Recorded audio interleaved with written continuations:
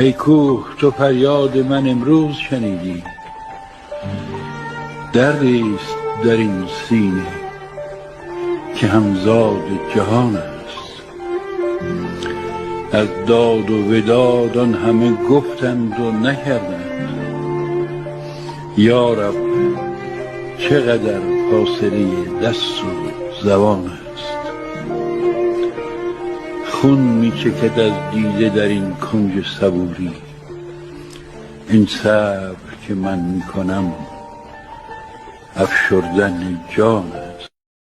چه مهمانان بی درد سری هستند مرتقا، نه به دستی ظرفی را چرک می کنند، نه به حرفی دلی را آلوده.